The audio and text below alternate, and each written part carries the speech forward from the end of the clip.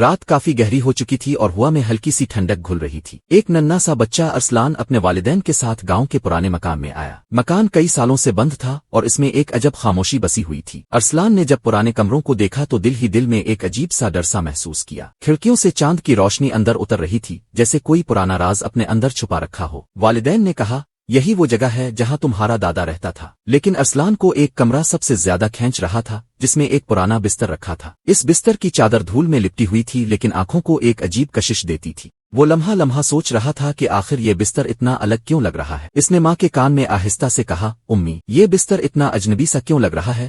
ارسلان دھیرے اس بستر کی طرف بڑھا۔ اس کے قدموں کی چاپ خالی کمرے میں گونج رہی تھی۔ جیسے ہی اس نے بستر کی چادر کو چھوا، ایک ٹھنڈی ہوا کا جھونکا کمرے میں پھیل گیا۔ اس کے والدین چونک گئے اور کہا، کیا کھڑکی کھلی رہ گئی ہے؟ مگر کھڑکیاں سب بند تھیں۔ ارسلان نے محسوس کیا کہ جیسے بستر نے سانس لی ہو۔ وہ پیچھے ہٹ گیا، لیکن اس کی آنکھیں بستر پر ہی جمی رہیں۔ والدہ نے کہا، بیٹا رات ہو گئی ہے، آؤ سو جاتے ہیں۔ مگر ارسلان کے دل میں سوال بڑھتا جا رہا تھا، یہ بستر آخر اتنا عجیب کیوں ہے؟ جیسے ہی رات کا سکوت اور گہرا ہوا، ارسلان نے اپنے کانوں میں ایک مدھم سرگوشی سنی۔ وہ آواز بستر سے آ رہی تھی۔ آواز اتنی ہلکی تھی کہ وہ لفظ پہچان نہ سکا، مگر دل کی دھڑکن تیز ہو گئی۔ اس نے والدین سے پوچھا، اپنے کچھ سنا؟ لیکن ماں باپ نے انکار کیا۔ وہ مطمئن ہو گئے اور سو گئے، مگر ارسلان کی نیند غائب ہو گئی۔ اس نے پھر بستر کی طرف دیکھا۔ سرگوشی کچھ دیر کو رکی، پھر دوبارہ سنائی دی، جیسے کوئی مدد مانگ رہا ہو۔ دل میں خوف کے ساتھ تجسس بھی بڑھ رہا تھا۔ اچانک بستر کے قریب ایک سیاہ سایہ ابھرا۔ ارسلان نے اپنی آنکھیں ملے، لیکن سایہ غائب نہ ہوا۔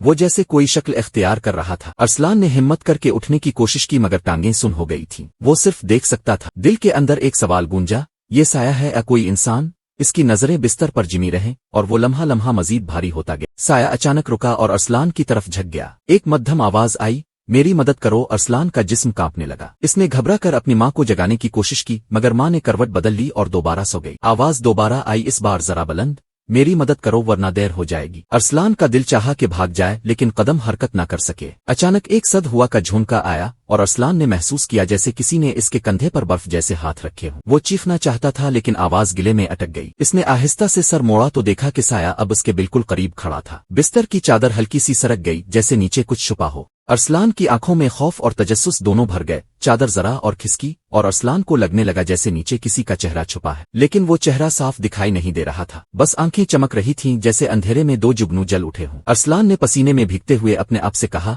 یہ خواب ہے، یہ خواب ہی ہوگا۔ لیکن دل جانتا تھا کہ یہ خواب نہیں تھا۔ آنکھوں کے ساتھ ہی آواز بھی اب صاف سنائی دینے لگی۔ وہ آواز رو رہی تھی، جیسے کسی نے برسوں سے قید کر رکھا ہو۔ آواز نے کہا، تم ہی مجھے آزاد کر سکتے ہو۔ ارسلان کی آنکھوں میں آنسو آ گئے۔ وہ خوفزدہ ضرور تھا، مگر دل میں ایک عجیب سا رحم بھی پیدا ہو رہا تھا۔ اس نے آہستہ سے کہا، کون ہو تم؟ آواز نے ہلکے سے جواب دیا، جلدی کرو ورنہ دیر ہو جائے گی۔ لیکن جیسے ہی ارسلان نے چادر اٹھانے کا سوچا، ایک زوردار دھماکہ ہوا۔ کھڑکی کے شیشے ٹوٹ گئے اور ہوا کا طوفان کمرے میں بھر گیا۔ والدین ہڑبڑا کر جاگ گئے۔ ماں نے ارسلان کو زور سے گلے لگا لیا، مگر بستر پھر خاموش کھڑا تھا، جیسے کچھ ہوا ہی نہ ہو۔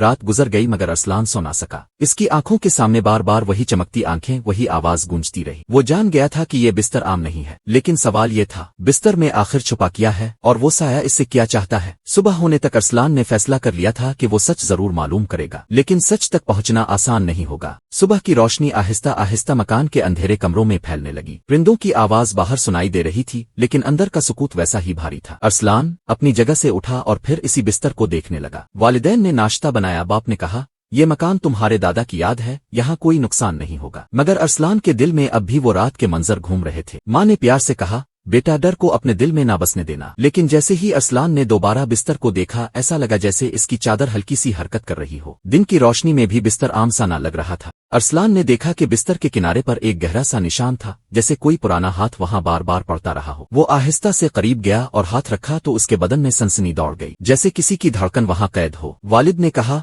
ارسلان بستر کو زیادہ نہ چھیڑو، یہ پرانی چیزیں کمزور ہوتی ہیں۔ مگر ارسلان کے دل نے کہا، یہ محض پرانا بستر نہیں ہے۔ اس نے ہاتھ پیچھے کھینچا تو نشان اور گہرا ہوتا دکھائی دیا، جیسے کسی نے اندر سے دباؤ ڈالا ہو۔ ارسلان نے غور کیا کہ بستر کے نیچے لکڑی میں ایک چھوٹا سا خانہ بنا ہوا ہے، جیسے کوئی خفیہ دراز ہو۔ اس نے ماں کو بلایا اور کہا، دیکھیں امی، یہاں کچھ ہے۔ ماں نے جھانکا اور کہا، شاید دادا کی پرانی چیزیں ہوں گی۔ لیکن جب ارسلان نے دراز کو کھینچا تو وہ خود بخود کھل گئی۔ اندر سے ایک پیلا سا کاغذ نکلا جس پر دھندلے الفاظ لکھے تھے، لیکن کاغذ کو چھوتے ہی ارسلان کی انگلیوں میں جلن ہونے لگی۔ کاغذ پر کچھ الفاظ ہلکی روشنی میں ابھرنے لگے، جیسے وہ خود بخود زندہ ہو گئے ہوں۔ ارسلان نے پڑھنے کی کوشش کی، لیکن لفظ بدلتے جاتے تھے۔ کبھی لکھا نظر آتا، قید، کبھی آزادی، جیسے کسی کی چیخ کاغذ میں قید ہو۔ اچانک کاغذ میں سے دھواں سا نکلا اور ماں نے فوراً کہا، پھینک دو بیٹا۔ ارسلان نے کاغذ چھوڑا تو وہ زمین پر گرا اور خود بخود غائب ہو گیا۔ اب ماحول میں ایک خوف سا بھر گیا۔ باپ نے کہا، یہ مکان واقعی عجیب ہے، ہمیں محتاط رہنا ہوگا۔ ماں نے ارسلان کو گلے لگا کر کہا، بیٹا تم اکیلے کچھ نہ کرنا، لیکن ارسلان جانتا تھا کہ بستر کے راز کو وہی کھول سکتا ہے۔ اس کے دل میں ایک سوال گونج رہا تھا، آخر بستر کیوں کہہ رہا تھا کہ میری مدد کرو؟ دوسری رات آئی تو ارسلان کے دل میں ڈر کے ساتھ ہمت بھی جاگی۔ اس نے فیصلہ کیا کہ آج وہ بستر کے قریب بیٹھ کر دیکھے گا کہ اصل راز کیا ہے۔ والدین سو گئے، رات گہری ہوئی تو کمرے میں پھر وہی سرگوشیاں گونجنے لگیں۔ ارسلان نے دل مضبوط کیا اور بستر کی طرف بڑھا۔ اس بار آواز زیادہ صاف تھی، جلدی کرو، میرا وقت ختم ہو رہا ہے۔ ارسلان کا سانس رک سا گیا۔ بستر کے نیچے سے ایک جھلک دکھائی دی، جیسے زنجیریں لپٹی ہوں۔ ارسلان نے جھانکا تو واقعی لوہے کی زنجیریں دکھائی دی، جو کسی کو باندھنے کے لیے استعمال ہوتی ہوں، لیکن زنجیریں خود بخود ہل رہی تھیں۔ ارسلان کے کانوں میں چیخوں کی بازگشت سنائی دینے لگی۔ اس نے کان بند کر لیے مگر آواز رکنے کا نام نہ لیتی تھی۔ وہ جان گیا کہ یہاں کوئی رقید ہے۔ اچانک بستر کے نیچے سے ایک ہڈیوں جیسا ہاتھ باہر نکلا۔ ارسلان کے حلق سے آواز نہ نکلی۔ وہ ہاتھ آہستہ آہستہ زمین پر رینگنے لگا، جیسے آزاد ہونے کی کوشش کر رہا ہو۔ ارسلان نے خود کو پیچھے کھینچا مگر نظریں نہ ہٹا سکا۔ وہ ہاتھ تھم گیا اور پھر دیوار کی طرف اشارہ کرنے لگا۔ اشارہ تھا کہ وہاں کچھ چھپا ہے۔ ارسلان نے دیوار کو غور سے دیکھا۔ وہاں ایک کونا کچھ سیاہ لگ رہا تھا، جیسے کسی نے جلایا ہو۔ اس نے قریب جا کر ہاتھ لگایا تو دیوار کی پینٹ اکھڑنے لگی۔ اندر سے ایک اور خفیہ جگہ نکل آئی، جیسے کسی نے خاص طور پر کچھ چھپایا ہو۔ بستر کے نیچے کی آواز دوبارہ آئی، یہی وہ جگہ ہے، یہی میری قید ہے۔ ارسلان کا دل زور زور سے دھڑکنے لگا۔ دیوار کے اندر سے ایک پرانا لوہے کا صندوق برآمد ہوا۔ صندوق پر زنگ لگا ہوا تھا اور تالو لگا ہوا تھا۔ ارسلان نے ہاتھ لگایا تو تالو خود بخود ہلنے لگا، لیکن جیسے ہی اس نے کھولنے کی کوشش کی ایک زوردار دھماکہ سا ہوا۔ پورا کمرہ لرزنے لگا۔ والدین جاگ اٹھے اور بھاگ کر ارسلان کو پکڑا۔ بستر کی آواز پھر گونجی، جلدی کرو ورنہ سب ختم ہو جائے گا، لیکن صندوق اب بھی بند تھا۔ کمرے میں خاموشی پھیل گئی مگر وہ پرانا صندوق دھیرے دھیرے لرزنے لگا۔ ارسلان نے ڈرتے ڈرتے اس کے قریب ہاتھ بڑھایا تو اچانک صندوق کی زنگ آلود دھات پر روشن لکیریں ابھر آئیں، جیسے کسی نے اندر سے انگلیوں سے تحریر لکھ دی ہو۔ والد نے گھبرا کر کہا، اسے چھوڑ دو بیٹا، مگر ارسلان کے کانوں میں وہی سرگوشی گونج رہی تھی، مجھے آزاد کرو ورنہ سب ختم ہو جائے گا۔ ماں نے ارسلان کا ہاتھ پکڑنا چاہا لیکن صندوق نے خود بخود ایک کرخت آواز نکالی۔ ارسلان کے دل نے کہا، یہ محض لکڑی اور لوہا نہیں بلکہ قید کی ایک آخری گانٹھ ہے۔ اس نے فیصلہ کیا کہ چاہے کچھ ہو آج راز کھولنا ہی ہوگا۔ ارسلان نے صندوق کے تالے پر ہاتھ رکھا تو اچانک زوردار دھماکے کے ساتھ تالو ٹوٹ گیا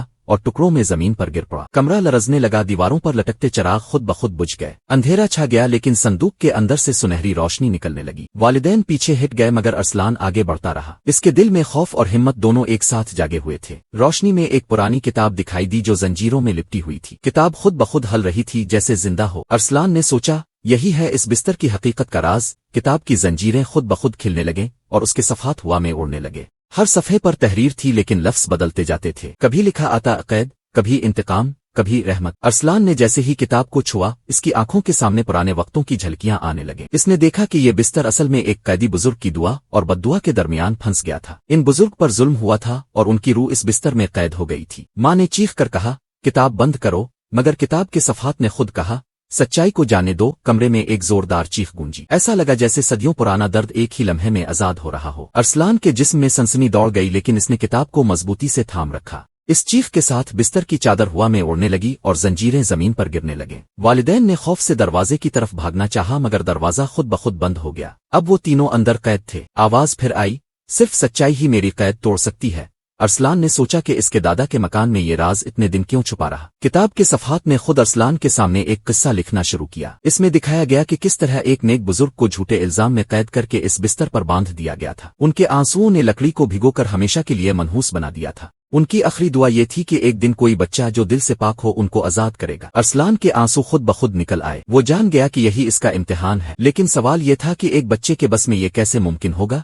کتاب کے الفاظ نے کہا، خوف سے نہیں سچائی سے لڑو۔ ارسلان نے بستر کے قریب جا کر ہاتھ رکھا اور کہا، میں تمہیں آزاد کرنا چاہتا ہوں۔ اچانک کمرہ اور زیادہ لرزنے لگا۔ والد نے کہا، بیٹا پیچھے آ جاؤ، لیکن ارسلان نے آنکھیں بند کر کے دعا کی۔ ماں نے کانپتی آواز میں سورت الفاتحہ پڑھنا شروع کی۔ پورے کمرے میں روشنی پھیلنے لگی اور بستر کی زنجیریں ٹوٹ کر زمین پر گر گئیں۔ ارسلان نے محسوس کیا کہ کوئی بوجھ اس کے دل سے اتر رہا ہے۔ روشنی کے بیچ سے ایک دھندلی سی شبی ابھرنے لگی۔ ایک بزرگ کا نورانی چہرہ دکھائی دیا۔ انہوں نے مسکرا کر کہا، شکریہ بیٹے، تم نے میرا قید ختم کر دیا۔ ارسلان کی آنکھوں میں خوشی اور حیرت کے آنسو تھے۔ والدین نے بھی ادب سے سر جھکا دیا۔ بزرگ کی روح نے کہا، याद रखो, डर को कभी ताकत ना बनने देना। ईमान और सच्चाई हमेशा कैद को तोड़ देते हैं। ये कहकर उनकी शबी आहिस्ता आहिस्ता रोशनी में तहलील हो गई। बुजुर्ग की रुके जाने के बाद बिस्तर की चादर जमीन पर गिरी और कमरे की सारी हरकत रुक गई। अब वो बिस्तर सिर्फ एक पुराना लकड़ी का फर्नीचर लग रहा था। वालिद ने सुकून का सांस लिया और कहा, ये मकान अब बोझ से आजाद हो गया। माँ ने अरसलान के माथे को चूमा और कहा, तुमने साबित कर दिया कि हिम्मत छोटी उम्र में भी बड़ी ताकत बन सकती है। अरसलान ने भी मुस्करा कर कहा,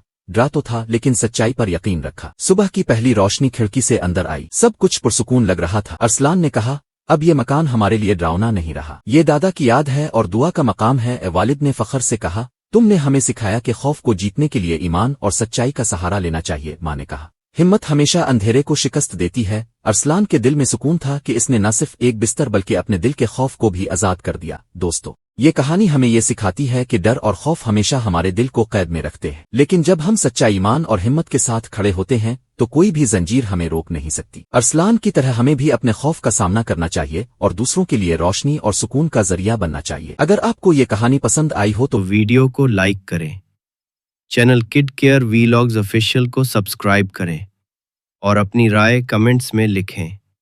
मिलते हैं एक और जादुई मुहिम में। अगली कहानी तक अपना ख्याल रखें।